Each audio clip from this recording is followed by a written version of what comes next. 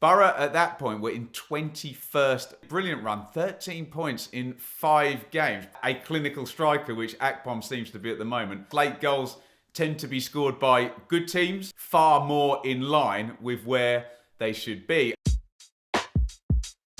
We are going to be focused on Middlesbrough today on the channel. Another win for the Boro yesterday over Luton. That is 4 wins in the last 5.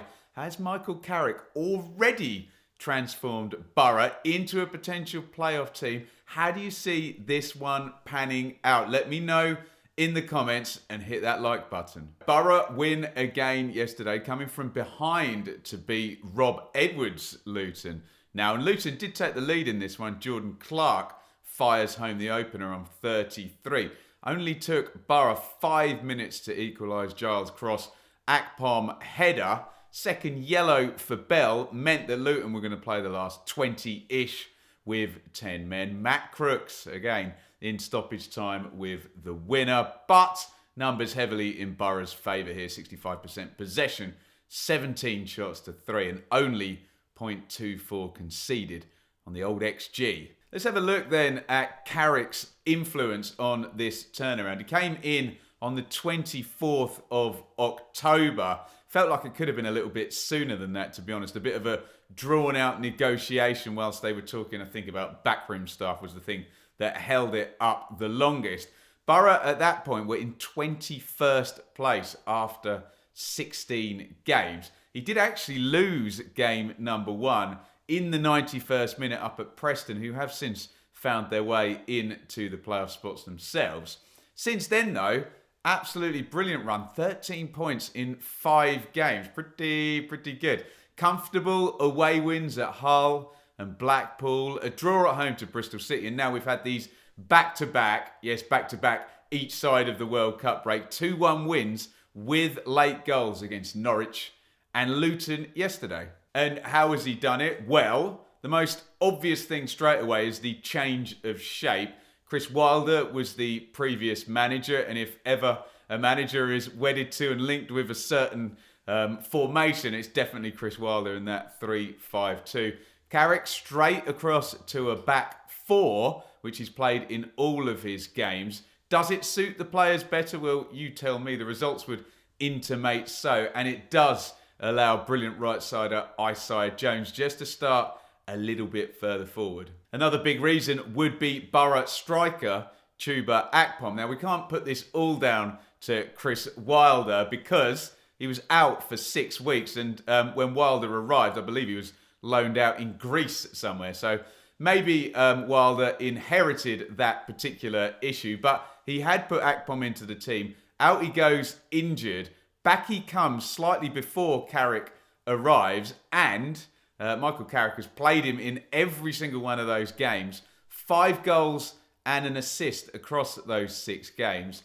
And when we were trying to pick apart why Wilder's Boro was struggling, there were a lot of games where we saw high shot count, high XG and possession, and then Boro not winning. There is some argument that a clinical striker, which Akpom seems to be at the moment, might have been something that Carrick's got that Wilder didn't. Hayden Hackney is a young central midfielder. If anyone knows that position, it's Michael Carrick. He started in all 6 of Carrick's games in charge. It does 2 things. It shows the whole squad that if you're ready to go, you can get into this team. And also, fans love nothing more than seeing a young player come through. Obviously, he's delivering on the pitch as well. I know confidence and character are often things that are mentioned that are pretty much impossible to measure, but Middlesbrough have been behind in 3 of their last 4 games under Carrick and come back to win 2 and draw 1 of those.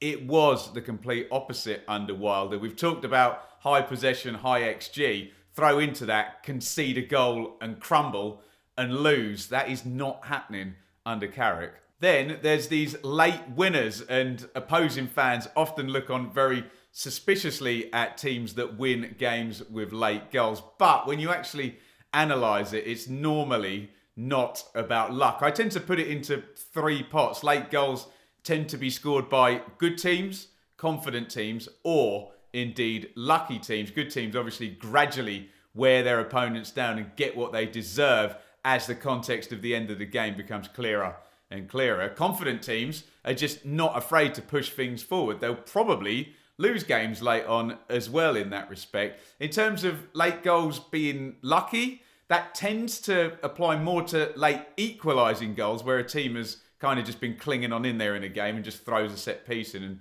gets a nice, lovely, deflected stoppage time goal. Doesn't tend to apply to late winners, and it also doesn't tend to apply when the numbers stack up fairly evenly. Look, it's too early to tell with Boro, but we can look at the patterns, and if late goals do keep happening, then we'll know exactly what's going on. There is, of course, the simple equation that this squad were better than they were in the division, and they were quite frankly underachieving, and they're simply now performing far more in line with where they should be. I think there's probably an element of that. It is a very steep uplift if it has indeed happened. New manager bounce then? Look, everybody who watches my channel knows I find that term a little bit jarring, as it's a horrible oversimplification of perhaps the maybe 5 or 6 elements we've just gone through. I'm sure that will also be cited as well. Well, are Boro going to keep it up? Frankly, 13 points in 6 for Carrick. That's 2.16 points per game. So if they keep it up at that rate, they will fly up the table, and we won't be talking about playoffs. We'll be talking about probably top 4 or even higher. I'm not quite sure it will be at that rate. We did see something vaguely similar, though, at Nottingham Forest, where pretty much from September they flew at 2 points per game for the entire rest of the division. I have pointed out many times, though, Forest is more the exception rather than the rule, but not impossible, as they did prove last season. I do see Boro maintaining a climb up the table for the foreseeable future. Look, in my 1 to 24 predictions, I had Boro finishing 3rd, which said a lot what I thought about that squad. I did also think that Chris Wilder would be exactly the right guy to do it there. I was wrong about that, but maybe Carrick can take what I think most people would consider that outside of the parachute clubs might actually be the best non-parachute squad in the Championship. There's lots of traffic. It's very, very easy to just look at the number of points between a team and the playoffs, for example. There'll be people in the way trying to stop Boro every single step of the way. So it's not quite that simple, but I do think it is a possibility that the climb will continue. The naysayers will say that we don't have a big enough sample size and certain things will need to be disproved. That's a reasonable position. The things that need to be disproved are, is this just a new manager bounce and will there be a slight fall off? We'll find out. Has it been an easy run of games for Carrick? Obviously, Preston was difficult and they lost. Blackpool and Hull were in the bottom, well, they're in the bottom 4 now. Winning at Norwich, but maybe they're a bit of a low ebb. Luton with a new manager in his first game, I don't know. It's an arguable one, and in another 6 games, 10 games, we'll have another layer of context there. They'll also argue that the 2 late winners were lucky. And again, I don't necessarily buy that. We need more info to have a sensible take on whether Boro scoring a couple of late goals is down to them being good, or maybe they got a fair wind in those 2 particular games. Get your thoughts then down there in the comments on Michael Carrick's start and seeming transformation of Middlesbrough so far. Let me know how you think this is going to play out. Let's try and make it a bit more scientific than I'm a Boro fan, I think they're going to get promoted, or I'm not a Boro fan, I think it's a flash in the pan. There's plenty to digest that I've picked up here. Let me know in detail how you see this one going. Don't forget also to hit the like button and subscribe. And if you want to stay on a Boro tip, it might be interesting to see exactly what I said